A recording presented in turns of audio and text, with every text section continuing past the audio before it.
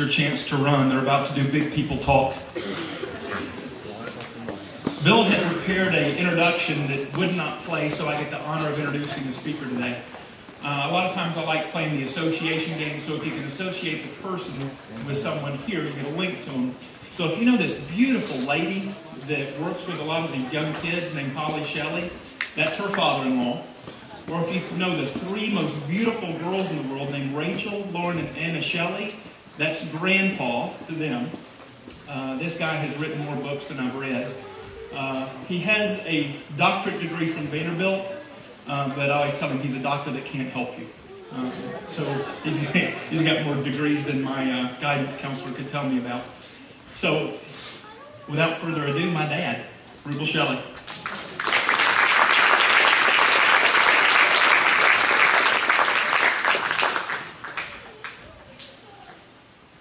When you have children, you pray before they're born that God will allow them to be born healthy. He will allow them to grow up to know Christ. And if you pray really selfishly, you pray that you'll live long enough to see them blossom into the mature, godly people that you are praying and wanting them to be. Tom's mother and she's here too. I had the joy of getting to see that with our son and his family. I'm grateful to get to trade on his credibility with you. And I appreciate Bill asking me to fill in for him. In fact, I told folks, try to get him to take more vacations and need fill-in speakers, because I need all the excuses I can get to come to Seymour because of the people I get to see. And that includes you. We've worshiped with you on a number of occasions and have always enjoyed getting to be with you. I want to take you to a biblical text this morning that's strange because there's a miracle. And every miracle is strange. A miracle is the unusual act of God. God, when He created, set in place the natural laws, the laws of nature. And when God dips into the natural law and touches it by His personal presence, it sets off ripples. We call those ripples wonders, signs, miracles. But the miracle that I'm going to read about today is unusual among the unusual. Because it is not only a miracle, it is a miracle story told only in Mark. Matthew, Mark, Luke, the synoptics duplicate a lot of the material. But Matthew and Luke don't tell this story. I think Mark tells it for a very special reason.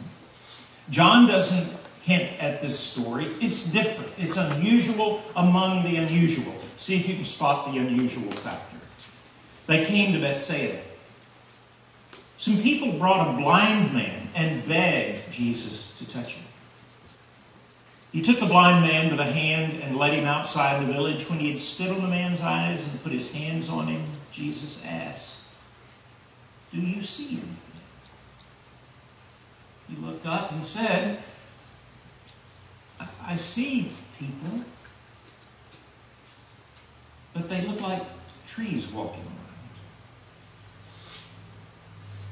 Once more, Jesus put his hands on the man's eyes. Then his eyes were opened, his sight was restored, and he saw everything clearly. Let's pray. Holy God, we see a little bit. Sometimes the little we see blinds us to the greater you would show us. Help us see clearly. Amen. You caught the unusual part, right? What other miracle does Jesus perform in steps?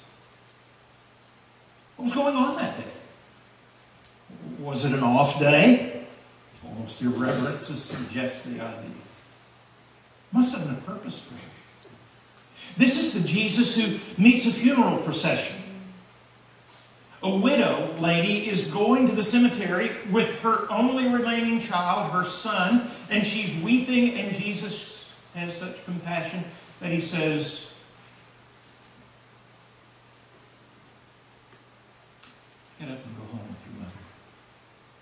And he's raised from the dead in an instant. A better known version of that sort of miracle is when he goes to Bethany and his friend Lazarus has been dead 4 days.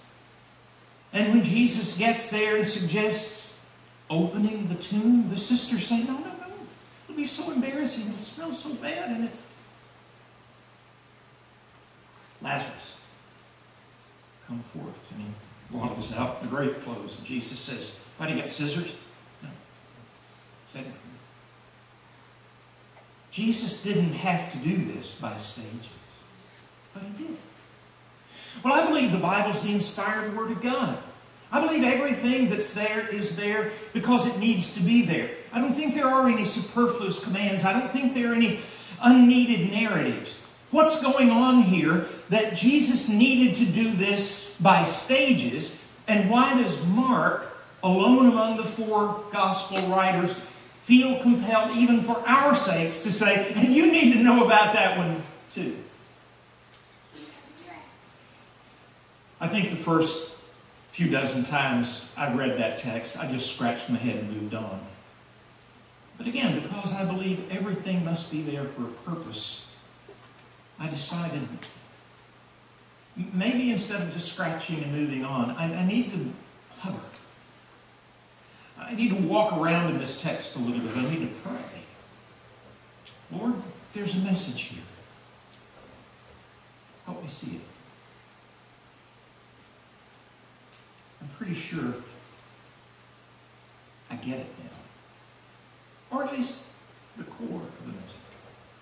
Because if you read back in the 2 or 3 paragraphs just before, say back in verse 17, Jesus asks his disciples, do you still not, watch the word, do you still not see or understand?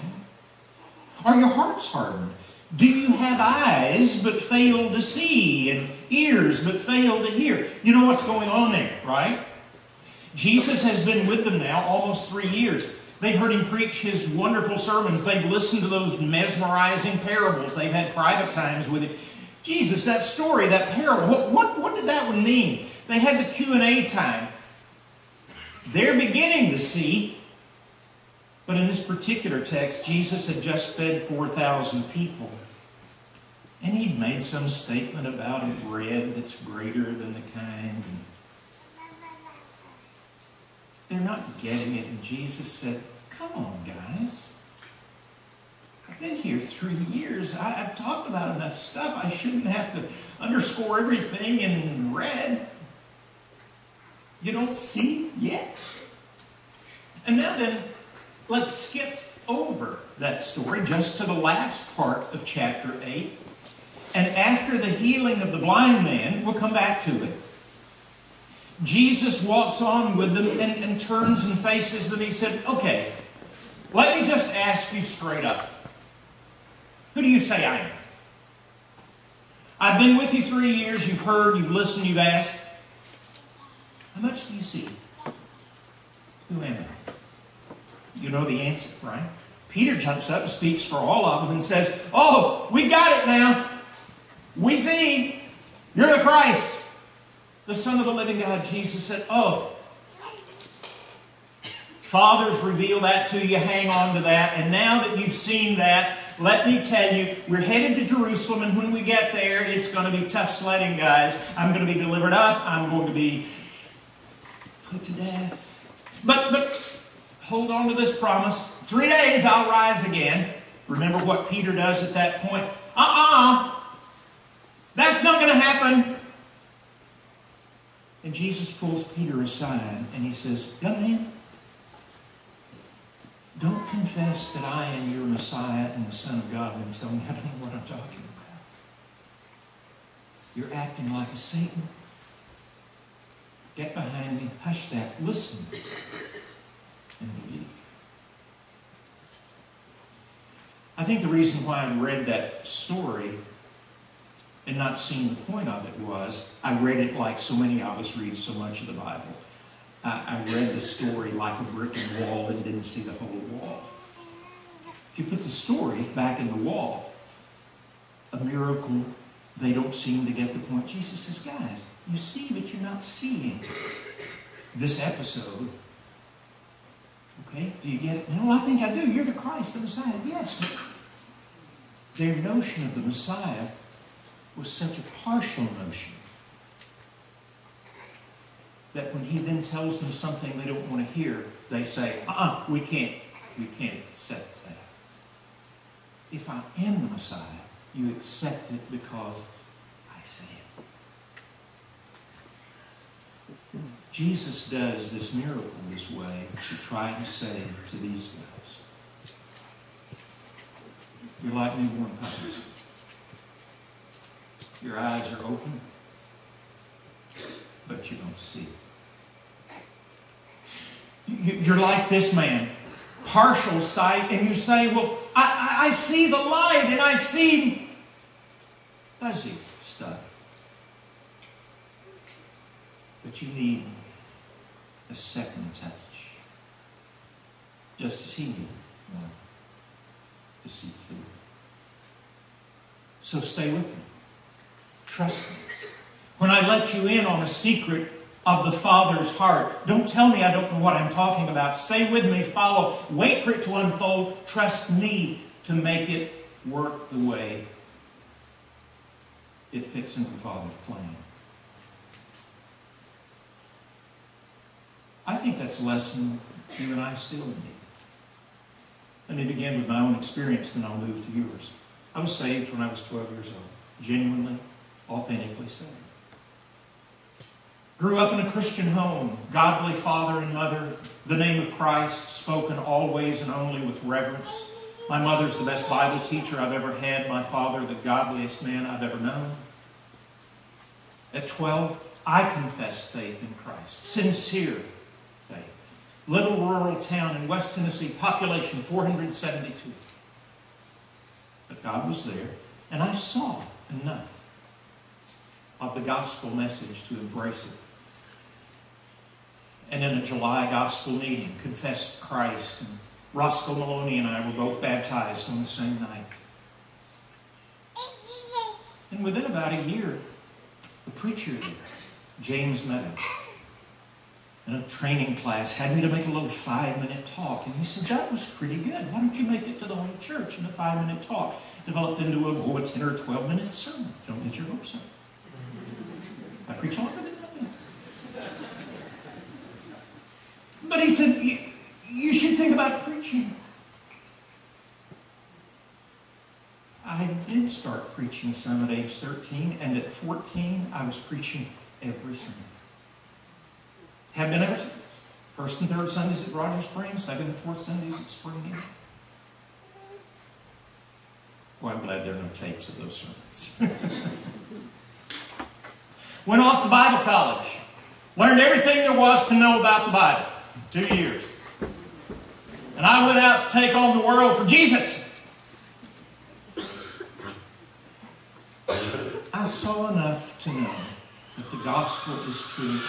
I saw enough to believe that God had a call on my life for preaching the gospel. But I look back at those age 14, age 18, age 22 experiences and sermons.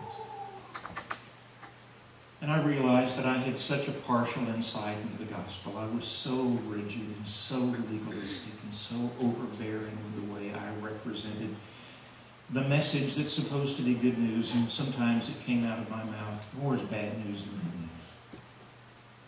More guilt than grace. More obligation for you to strive to be good enough to have hope than the affirmation of the goodness of God through Christ that gives you salvation as His gift of grace. I'm being utterly confessional. But God let me live. And God let me read and encounter and grow.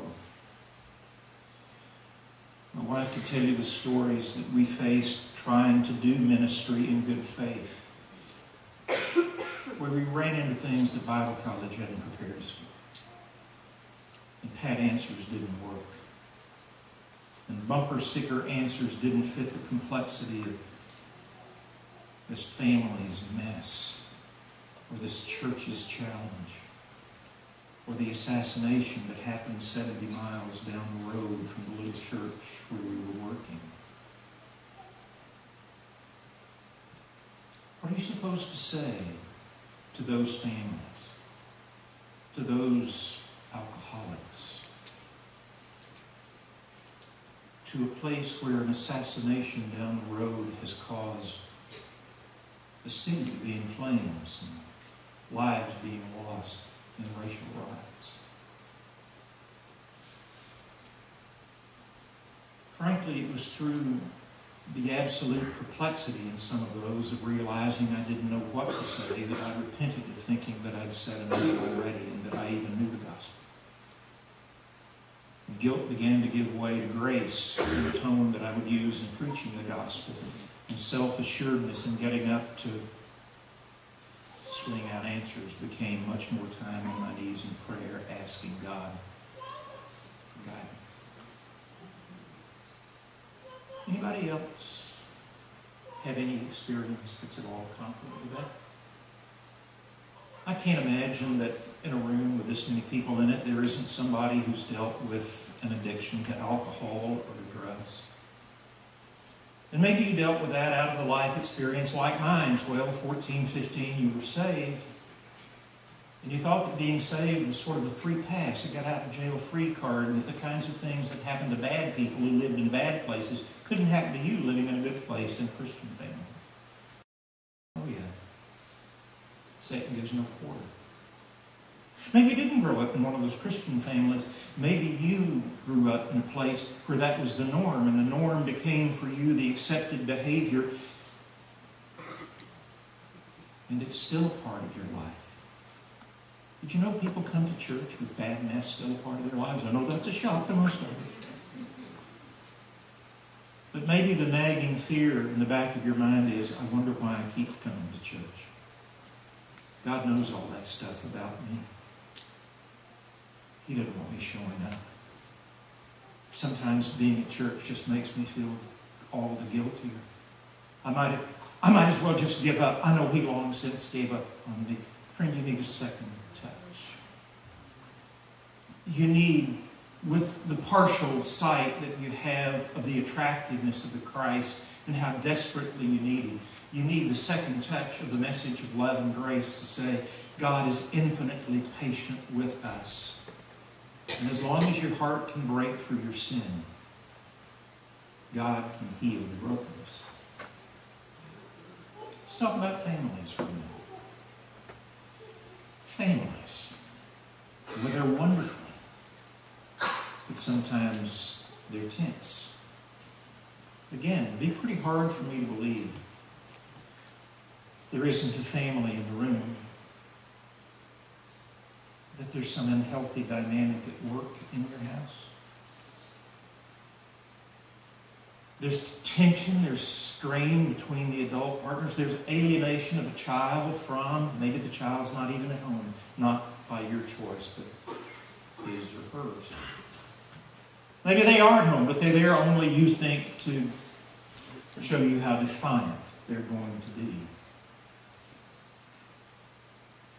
And then we come to church, hey, you fine? Hey, you fine? Some days they really are fine, and I hope you're one of the people who comes here today, and if you say that, boy, it's the truth. You're on the top of your game. You and the Lord. You're riding the crest of the wave of faith. So maybe I'd be more grateful if you're one of the ones who came, but in spite of the fact that you're in a dark valley, and you're wondering if you can hold on, or if this family can be kept together, or if this child can be redeemed, or your relationship with your parents could be restored. You still came. Maybe you didn't know, but I think what you're seeking is a second touch. A little more clarity. That the gospel really does give hope to somebody like me. Maybe that's a moot point for you. Maybe it didn't work. And the issue is not, can God keep us together? The issue is there hope for me after that awful divorce? Because even though I represented certain things this way to others and defended myself, it was really at least as much my fault as his or hers. Or it was 98% mine. I'm the one who broke the covenant. I'm the one who... Yeah, God knows. But God is not what you fear, and God is not in your life what sometimes maybe a church lady or a church man was in your life. That bony finger shaking in your face, hurling judgment and eliciting guilt. God's an open hand, and God's is a generous heart. And again, as long as there's penitence, there's grace.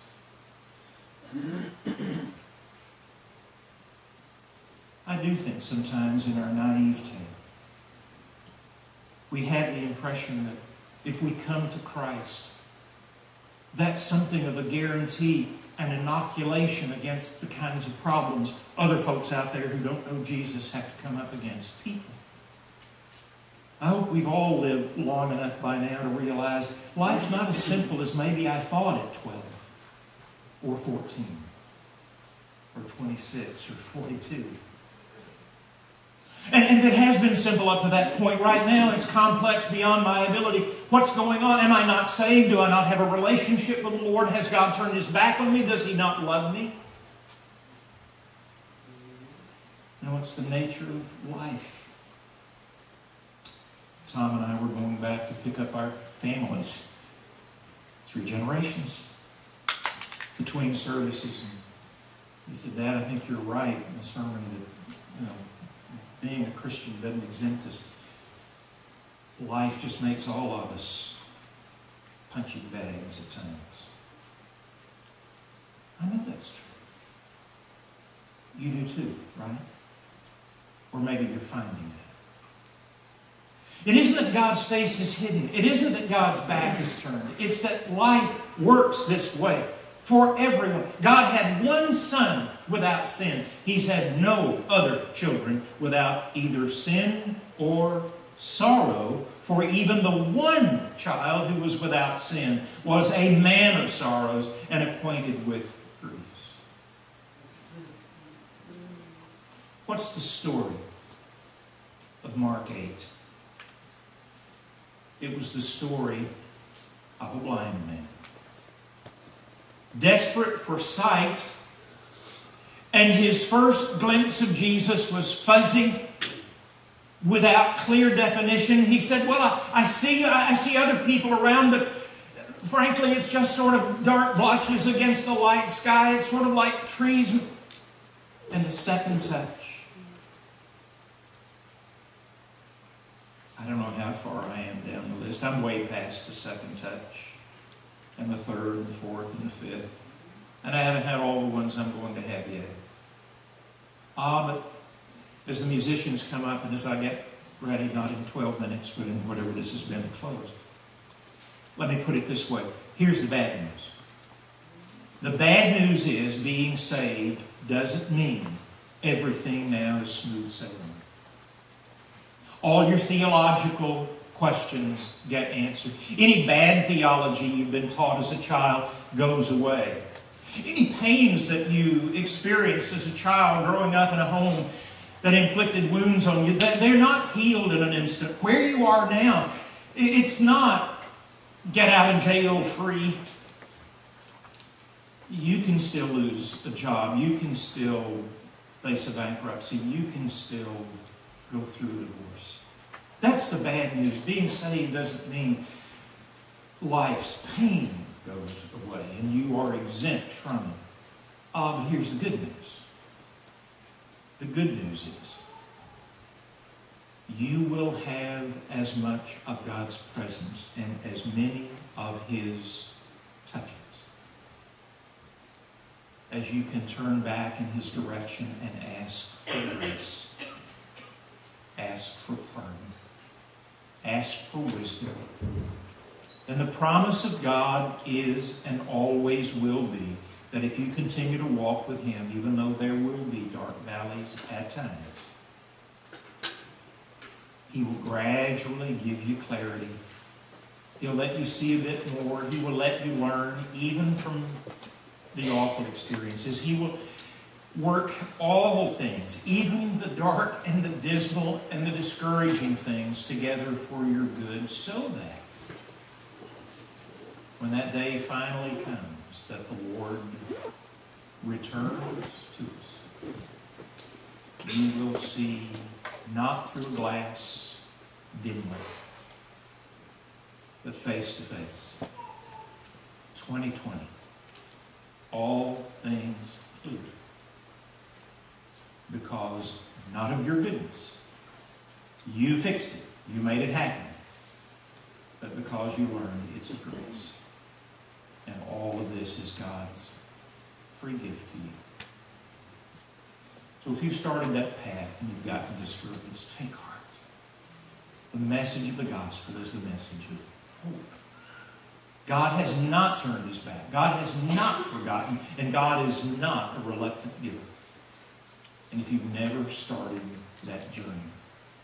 Well, a cousin of mine told me one time, he said, I want to become a Christian. I'm thinking about being baptized, but I just can't. Because this and this are going on in my life, and I can't sort those out until I get those fixed. I said, whoa, if you could fix it by yourself, why did Jesus have to go through all that stuff for you? Maybe you need to hear that. You don't wait till everything's fixed and you've repaired the damage till you come. You come and ask for cleansing and pardon and presence in your life so that all this stuff you have to deal with, you don't deal with alone, but in power that's larger than you. Let's stand as God's invitation is given to you.